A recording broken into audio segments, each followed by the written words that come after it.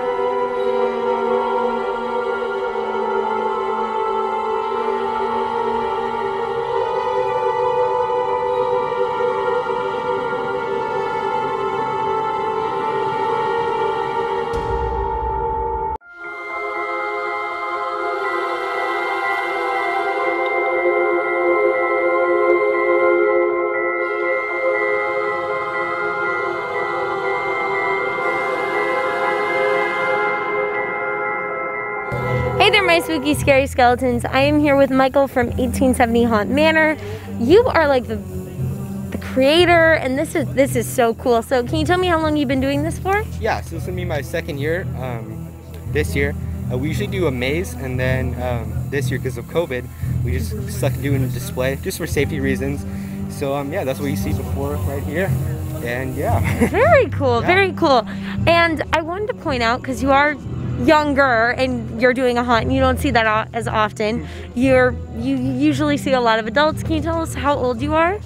So I'm 16. Very cool. I'll be 17 in March. I started doing this last year when I think I was either 14 or 15. I think 14. But yeah, I'm young. Well, that is so cool. Thank you. It's really nice to see like younger faces, kind of like the Absolutely. next generation of haunt. And can you tell me what inspired you for this like facade this year? It's really cool. So what inspired me with this facade was I wanted to go super grand, obviously, because I do a maze. So I said, you know what? Let me take the maze from this year that I used for the display, repurpose it for the maze next year. You know. So I went super big with that. It's 2 stories. I can put an actor way up in the window. That is awesome. But as far as the inspiration or the idea, I'm not quite sure, honestly. I just kind of sketched it up. I'm like, this is kind of what I want, old house type style. So yeah, that's what I did. That's super cool. And can I ask you how long it took for you to make? Ooh, that's a loaded question. Started beginning of August. Just every day out here in the hot sun, just working it up. Oh man. Yeah, it was a real pain to build. Well, it looks fantastic. Thank you. You did a great job. And can you tell me how your neighbors feel about this? Honestly, my neighbors are really cool about it. There's some that don't really care for the noise, which I understand. But so far they haven't said anything to me this year. So. Well, that's good. That's good. So tell me, I mean, even though you are still fairly new to the whole haunt building, what is one piece of advice that you have to maybe people starting their own haunt? Get out there. Get out there, whether it be, you know, some cheesy props from Home Depot or Walmart. Get out there, fail, learn from your mistakes, what you like, what you don't like, and that's how you're going to grow, obviously. This is only my second year, and I look back at last year and I'm like, I'm not doing that again. And that's, you just learn what you like, what you can do in your budget, obviously. So yeah, that's why, and fail, you know, just fail. Get out there. If you mess up with a set, it's okay, do it over again, you know, get that scrap wood, do it again. So that's my advice, is just get out there. And then finally, what do your parents think about this? My parents, let me think. They're like super supportive about it, but then when I built this monster, they're like, are you sure? Are you really gonna put a 20-foot facade in the yard? And I'm like, and I did it anyways, and they're like, fine, you know, I was already doing it, so they just got to go with it. So that's kind of their mentality. They're like, just let them do it. Yeah. I mean, I guess that is, you know, a good way to be creative, and you know you're building and you're making connections. It can be educational. Yeah. And honestly, I can be doing way worse things than doing this, you know. Yeah, I mean, out of all the things a teenager could be doing, building a haunt is probably one of the best things. Yeah, absolutely, yeah.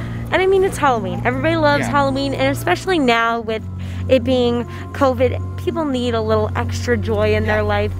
This is really awesome. And for your second year, this is incredible. Be sure to come to 1870 Haunt Manor because this is so cool. You have to check it out. All right, my spooky, scary skeletons. So now I'm here at Raglan Asylum in Riverside, California. This is so cool because you can't even see a house here. There is no house to be found. It is just a creepy old rundown asylum. And this is so impressive. The fact that you can't even see the house, like this doesn't even look like a house. It's really, really impressive. So I'm really excited. Let's go take a closer look.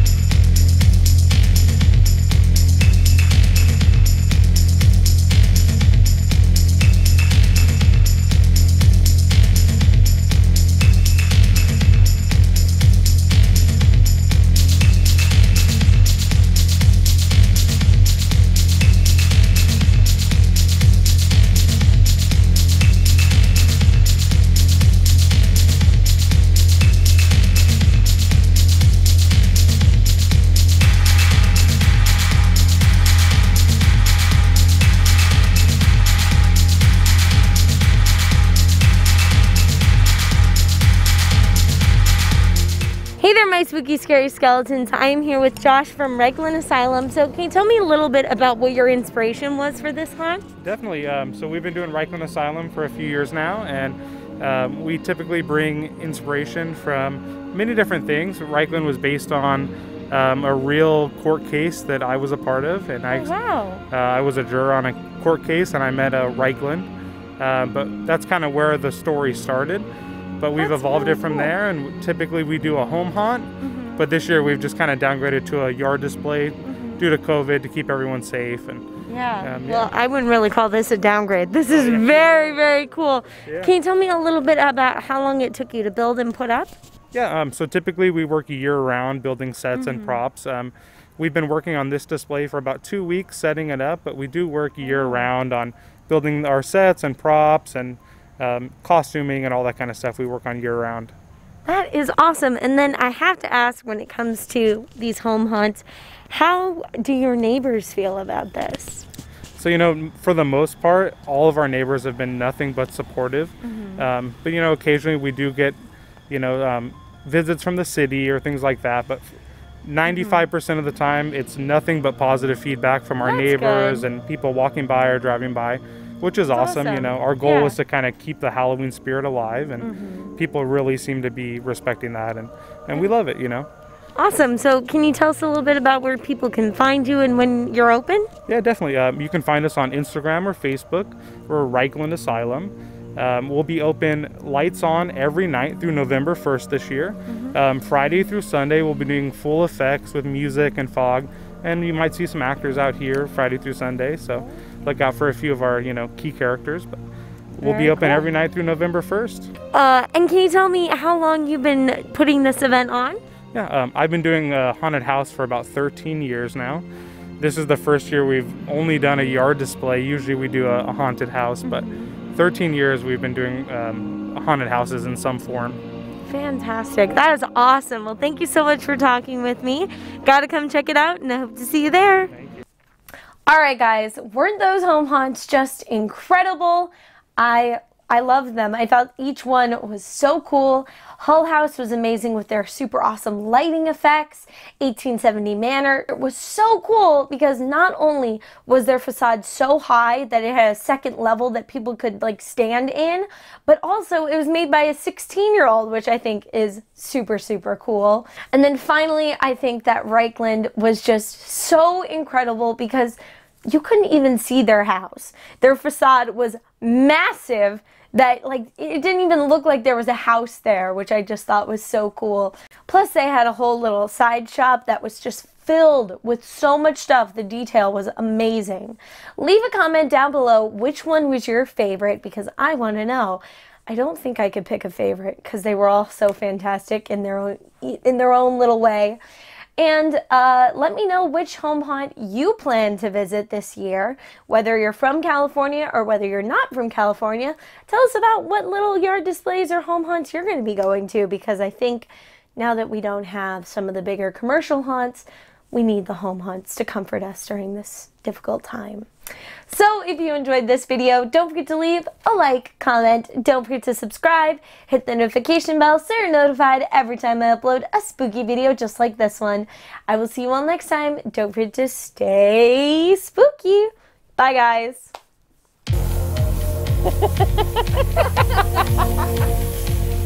Getting spawned out. Oh, we love it. Oh, it smells so good. Yes, it's good fog smell. Oh wait, we need the fog to go away. We can't see the name. Just dance in the fog. Dance in the fog. Here. Okay. Okay, wait. I need to see the. I want to see the name. Okay, there. Okay. Wait. It's coming back. Come back. Okay, back up.